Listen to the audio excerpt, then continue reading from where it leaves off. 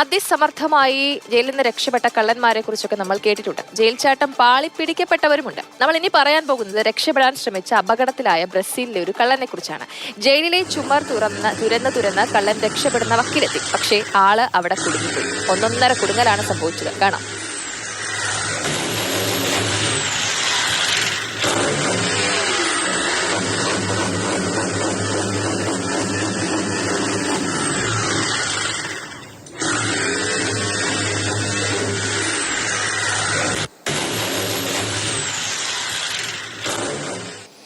നമുക്കിപ്പം ആതിര പുതുവയലിൽ ചേരുന്നുണ്ട്. ആതിര, അങ്ങോട്ട് ഒത്തില്ലല്ലേ? കള്ളൻ അവസാനം പെട്ടുപോയി. എവിടെയാണ് ഈ സംഭവം? എന്താണ് ഉണ്ടായത്?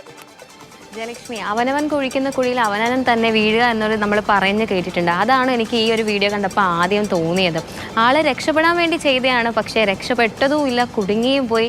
എന്ത് ചെയ്യണം എന്നറിയാൻ പറ്റാത്തൊരു അവസ്ഥയായിപ്പോയി. ആ വീഡിയോ കണ്ടപ്പോൾ ഞാൻ ആദ്യം കരുതി ആ ഒരു അദ്ദേഹം ഇട്ട ആ കുഴിയിൽ കൂടെ ഒക്കെ വന്നപ്പോഴത്തേക്ക് ദേഹം മൊത്തം മുറിഞ്ഞിരിക്കുകയെന്ന്. പക്ഷെ അത് ദേഹം മുറിഞ്ഞതൊന്നുമല്ല, ബ്ലഡൊന്നുമല്ല, അത് അദ്ദേഹത്തിൻ്റെ ശരീരത്തിലെ ടാറ്റു ആണ്.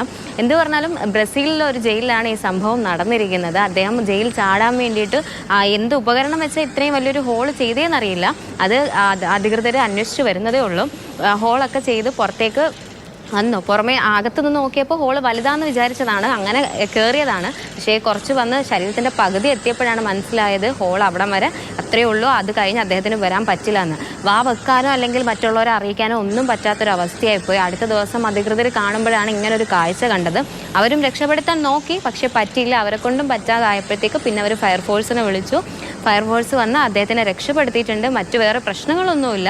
പ്രഥമ ശുശ്രൂഷയൊക്കെ നൽകി തിരികെ ജയിലിലേക്ക് തന്നെ കൊണ്ടുപോയിട്ടുണ്ട്.